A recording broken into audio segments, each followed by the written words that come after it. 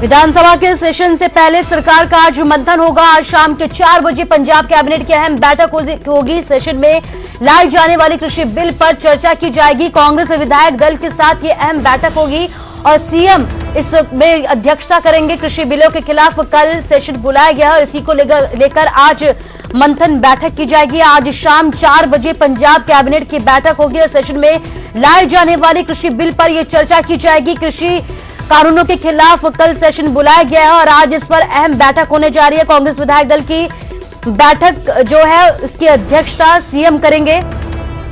तो आज एक अहम बैठक विधानसभा सेशन से पहले सरकार का मंथन होगा। शाम के 4 बजे यह अहम बैठक होगी। कांग्रेस विधायक दल की यह बैठक होगी जिसकी अध्यक्षता सीएम कैप्टन अमरिंदर सिंह करेंगे। कृषि कानून के खिलाफ कल सेशन बुलाया गया और इसी सेशन को लेकर आज अहम तौर पर मंथन किया जाएगा।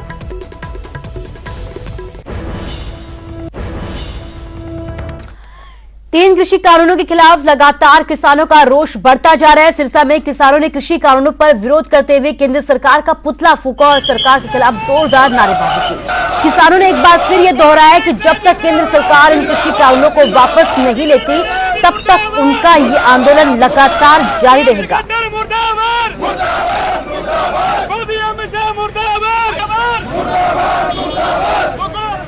को केंद्र सरकार ने बातचीत के लिए बुलाया और वहां बातचीत को बुलाने के बाद में उन जथेबंदियों से बात नहीं की, एक मजाक बनाने का काम किया, मखौल बनाने का काम किया। उसके लिए आज पंजाब के किसानों के पक्ष में केंद्र सरकार का पुतला फूंक रहे हैं। अभी हम आगे तो अभी 22 तारीख को पूरे हरियाणा के अंदर इसके दुष्यंत चौटाला, रंजीत चौटाला के इस्तीफे की मांग को लेकर हेडक्वार्टरों के ऊपर प्रदर्शन किए जाएंगे, ज्ञापन दिए जाएंगे और 19 तारीख से है जो यहाँ से पक्का मोर्चा से पूरे हरियाणा के लिए एक जत्था चलाया जाएगा जो सभी जिलों के अंदर जाके इस पक्के मोर्चे के अंदर आने का सब लोगों को निमंत्रण देके आएगा। पक्के मोर्चे से यहाँ से सुबह जत्था शुरू किया जाएगा 19 तारीख को। कामरेड बलविंदर सिंह के कातिलों को गिरफ्तार करने में पुलिस अभी तक नाकाम साबित हुई है। इस बीच शौर्य चक्र विजेता बलविंदर सिंह की पत्नी जगदीश कौर ने बड़ा बयान दिया है। पत्नी ने कामरेड की हत्या को आतंकवादी घटना करार दिया है। इसके साथ ही पंजाब में आतंकवाद लौट रहा है, ये कहना है उनका, और ये हत्या रेफरेंडम 2020 का ही हिस्सा है। हालांकि बलविंदर सिंह के परिवार को सुरक्षा मुहैया करवा दी गई है, लेकिन सवाल यह है कि बलविंदर सिंह के हत्यारों तक पुलिस कब पहुंचेगी। आपको बता दें कि कॉमरेड बलविंदर सिंह ने पंजाब में आतंकवाद के दौर में आतंकवादियों का बड़ी बहादुरी से मुकाबला किया था। उन पर करीब 20 बार बड़े हमले भी हुए और हर बार बलविंदर सिंह आतंकवादियों को लोहे के चने दबाने के लिए मजबूर कर देते थे। हैंड ग्रेनेड और रॉकेट लॉन्चरों के साथ हमला करने वाले कई नामी आतंकियों को उन्होंने मार गिराया था। 1993 में बलविंदर सिंह को राष्ट्रपति की ओर से शौर्य चक्र से भी नवाजा गया था। उनके जीवन पर कई फिल्में भी बनाई गई हैं। रेफरेंडम 2020 आ ये उसे चीज़ का एक पार्ट आ। वो थोड़ा देर फिर साइलेंट रहने तो बाद दोबारा रिवाइव हो रहा वा। किते खालिस्तानी झंडे, किते खालिस्तानी नारे, किते खालिस्तानी पोस्टर, किते रोज नित दिन बंदे ਜਿਹੜੇ ਹਥਿਆਰਬੰਦ फड़े जा रहे। ਇਹ ਉਹਦਾ ਇੱਕ ਪਾਰਟ ਹੈ। ਉਹਦਾ फस्ट ट्रेलर ਉਹਨਾਂ ਨੇ ਇਹ ਕਾਮਰੇਡ ਬਲਵਿੰਦਰ ਸਿੰਘ ਜੀ ਨੂੰ ਸ਼ਹੀਦ ਕਰਕੇ ਵਿਖਾਉਣ ਦੀ ਕੋਸ਼ਿਸ਼ ਕੀਤੀ ਆ, ਕਿਉਂਕਿ ਉਦੋਂ ਤੋਂ ਲੈ ਕੇ ਹੁਣ ਤੱਕ ਮੁਤਾਬਕ ਜਿਹੜਾ ਤੁਸੀਂ ਕਾਲਾ ਦੌਰ ਪਹਿਲਾਂ ਹੰਡਾ ਚੁੱਕੇ ਹੋ ਤੇ ਇਹ ਇਸ਼ਾਰਾ ਹੈ ਕਿ ਦੁਬਾਰਾ ਤੋਂ ਫਿਰ ਇਹਨੂੰ ਰਿਵਾਈਵ ਕੀਤਾ। ਹਾਂਜੀ ਉਹਦੀ ਇਹ ਸਟਾਰਟਿੰਗ ਉਹਨਾਂ ਸਟਾਰਟਿੰਗ ਸਾਡੇ ਤੋਂ ਕੀਤੀ। और इधर बलविंदर मर्डर केस में कैप्टन सरकार विपक्ष के निशाने पर है। इसके साथ ही बीजेपी और अकाली ने प्रदेश की कानून व्यवस्था पर कई तरीके के सवाल खड़े किए हैं। श्रोमणी अकाली दल ने बहुत बारी सेंटर ਨੂੰ ਵੀ ਕਿਹਾ ਤੇ ਚਲੋ ਬਾਕੀ ਵੀ ਜ਼ਿੰਮੇਵਾਰ ਰਾਜਸੀ ਪਾਰਟੀਆਂ ਕਹਿ ਰਹੀਆਂ ਨੇ ਕਿ ਪੰਜਾਬ ਇੱਕ ਬਾਰਡਰ ਦਾ ਸੂਬਾ ਤੇ ਇਹਨੂੰ ਬਹੁਤ ਹੀ ਉਹਦੇ ਸੰਵੇਦਨਸ਼ੀਲਤਾ ਨਾਲ ਲੈਣਾ ਚਾਹੀਦਾ ਹਰ ਮਸਲੇ ਨੂੰ। ਤੇ ਪਰ ਨਹੀਂ ਉਹਨਾਂ ਨੇ ਸੁਣੀ ਜਿਹੜੀਆਂ ਸਿਆਸੀ ਪਾਰਟੀਆਂ ਦੀ ਕੇਂਦਰ ਸਰਕਾਰ ਨੇ ਗੱਲ। ਤੇ ਇਦਾਂ ਦੀਆਂ ਘਟਨਾਵਾਂ ਨੂੰ ਕਈ ਤਰ੍ਹਾਂ ਦੀ ਰੰਗਤ ਵੀ ਦੇਈ ਜਾ ਸਕਦੀ ਹੈ ਤੇ ਜੋ ਇਸ ਵੇਲੇ ਪੰਜਾਬ ਦੇ ਆਪਣੇ ਸਮਾਜਿਕ ਹਾਲਾਤ ਨੇ ਉਹਨਾਂ ਦੀ ਜ਼ਿਮੀਂਦਾਰਾਂ ਦੀ ਕਿਸਾਨਾਂ ਦੀ ਜਿਹੜੇ ਸੰਘਰਸ਼ ਦੇ ਮੁਤਲਕ ਉਹਨੂੰ ਵੀ ਆਪਣੇ ਡਿਫਲੈਕਟ ਕਰਨ ਵਾਸਤੇ ਜਾਂ ਟੋਰਪੀਡੋ ਕਰਨ ਵਾਸਤੇ ਵੀ ਇਹ ਜਿਹੜੀ ਇਦਾਂ ਦੇ ਇਨਸੀਡੈਂਟ ਵਾਪਰਦੇ ਨੇ।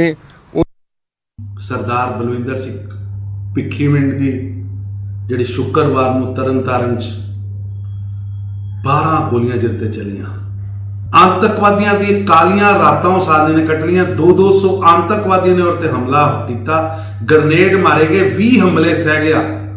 वो पंजाब दा वीर बेटा कालियां रातां च बच गया, लेकिन कैप्टन अमरिंदर सिंह की सरकार के समय उसकी हत्या हो गई। बड़ी दुखद है, निंदनीय है, कष्टदायक है।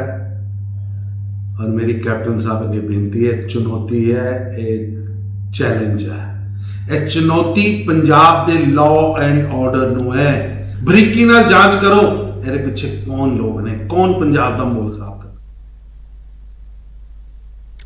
बीजेपी की टिकट पर एक बार फिर से बड़ौदा के मैदान में उतरे योगेश्वर दत्त ने प्रेस कॉन्फ्रेंस कर हुड्डा पर निशाना साधा है। योगेश्वर दत्त ने ये कहा है कि हुड्डा को बड़ौदा की जनता से माफी मांगनी चाहिए। कांग्रेस ने हमेशा यहां सिर्फ वोट की राजनीति की है। साथ ही योगेश्वर दत्त ने यह भी कहा है कि वो बड़ौदा के विकास के लिए मैदान में उतरे हैं और बड़ौदा को गुरुग्राम जैसा बनाने का काम करेंगे।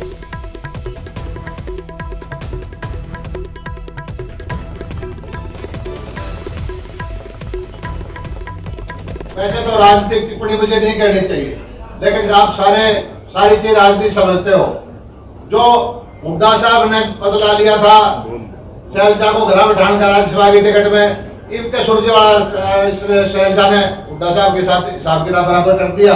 और यहाँ कांग्रेस वालों में, वैसे कांग्रेस पार्टी एक ऐसी भली पार्टी है, उसको बाहर वालों की जरूरत नहीं पड़ती है, आपका निपटा ले एक दूसरे ने। मेरी बात सुनो, किसी को नहीं मनाना, बस यहाँ की जो जनता जनार्दन है उसको विश्वास में लेना है और उसको बनाना है, हमें वो चाहिए। नीट परीक्षा में रोहतक के सात्विक गोदारा ने टॉप 10 में अपनी जगह बनाई है। देश भर में सात्विक की 7वीं रैंक आई है। न्यूज 18 से खास बातचीत में सात्विक ने अपनी सफलता का श्रेय अपने माता पिता को दिया है। हमारे साथ सात्विक गोदारा हैं, इनकी ऑल इंडिया 7th रैंक आई है नीट में। कैसे हासिल की? क्योंकि कोविड के दौरान वर्चुअल क्लासेस होती थी, रियल क्लासेस नहीं थी, काफ़ी स्ट्रगल करना पड़ा बच्चों को। लेकिन सात्विक ने इस उपलब्धि को पाने के लिए कितनी मेहनत की, सात्विक हमारे साथ है। सात्विक, सबसे पहले तो ये जानना चाहेंगे कि ये उम्मीद थी आपको? ये उम्मीद मुझे नहीं थी कि टॉप 10 में आएगी। मुझे एक्सपेक्टेड था कि टॉप 100 में आ जाएगी रैंक, और यही मेरे टीचर्स मानते थे कि टॉप 10 में आ सकती है आपकी, क्योंकि आपने अच्छी तरह मेहनत की है।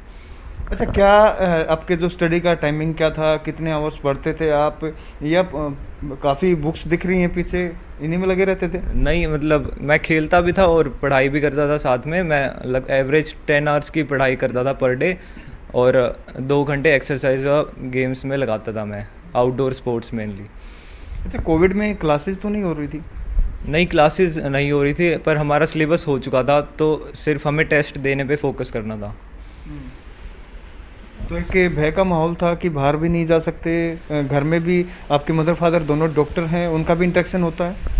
हाँ, मदर फादर से भी इंटरेक्शन होता है, और उन्होंने काफ़ी केयर की है इस दौरान। और बाकी मैं टीचर से 1-to-1 फ़ोन कॉल करता था, या फिर अगर प्रिकॉशंस लेके उनके घर जाता था डाउट पूछने के लिए। क्यों? और जो गैजेट्स हैं, इस पर कितना टाइम स्पेंड करते थे आप? इस पे मैं ½ एन आवर स्पेंड करता था, और वो भी रिक्वायरमेंट के हिसाब से बढ़ सकता है अगर डाउट ज़्यादा है तो, और अगर घटा भी सकते हैं उसे। अच्छा, ये कौन सा अटेम्प्ट था आपका? ये फर्स्ट अटेम्प्ट है नीट का। अच्छा, कैसे हासिल, क्या कोई खास टिप्स मदर फादर ने दिए, टीचर्स ने दिए, या फिर आपको भरोसा था कि आप क्रैक कर देंगे? मुझे भरोसा तो था ही क्रैक कर दूंगा मैं, और बाकी मेरी मदर ने काफ़ी सपोर्ट किया। उन्होंने मेरे को कंसिस्टेंट रखा और एक सिस्टमेटिक वे में मैंने पढ़ाई की थी, इसलिए मेरा नीट फर्स्ट अटेम्प्ट में क्रैक हुआ है। तो बीच बीच में थोड़ा सा डिस्टर्ब भी हो जाते हैं, वो उस माहौल से कैसे निकले? उस माहौल से निकलने के लिए मैंने अपनी मम्मी की सलाह ली, और अपने भाई से मैंने डिस्कस किया, उसने मुझे मोटिवेट किया टाइम टू टाइम, और यही था। और इधर 18 साल की इशिता गर्ग ने नीट परीक्षा में पूरे पंजाब में पहला स्थान हासिल किया है। देश भर में 24वां रैंक हासिल करने वाली इशिता की कामयाबी से पूरा परिवार खुश है।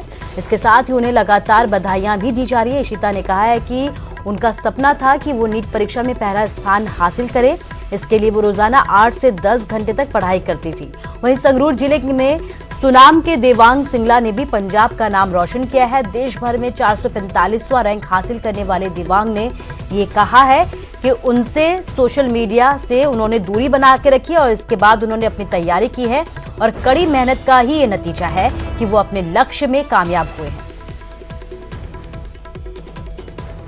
फर्स्ट रैंक है और ऑल ओवर इंडिया 24 रैंक है, ये हमने कभी सोचा भी नहीं था और मुझे बहुत अच्छा लग रहा है। किस तरह का महसूस कर रही हैं? लॉकडाउन के ड्यूरिंग 8 to 10 आवर्स रोज़ पढ़ती थी और अब बहुत अच्छा लग रहा है। ਤੁਸੀਂ ਪੰਜਾਬ ਫਸਟ ਤੇ ਆਲ ਓਵਰ ਇੰਡੀਆ 24 ਰੈਂਕ ਹਾਸਲ ਕੀਤਾ ਹੈ। 15 ਲੱਖ ਤੋਂ ਤੱਕ ਬੱਚੇ ਜਿਹੜੇ ਆ ਕਿੱਦਾਂ ਮਤਲਬ ਤੁਸੀਂ ਟਫ ਨਹੀਂ ਸਮਝਦੇ ਇਸ ਚੀਜ਼ ਨੂੰ ਚੈलेंज? हाँ, चैलेंज तो बहुत बड़ा था ये, पर अब बहुत अच्छा लग रहा है उसके बाद। इसका श्रेय किस ਨੂੰ देना चाहते हो ਤੁਸੀਂ? इसका सारा श्रेय मेरे फैमिली, पेरेंट्स और स्पेशली मेरी मॉम को जाता है। इन्होंने मेरा बहुत ख्याल रखा कि मैं अच्छे से पढ़ पाऊँ थ्रू आउट लॉकडाउन, तो बहुत अच्छा।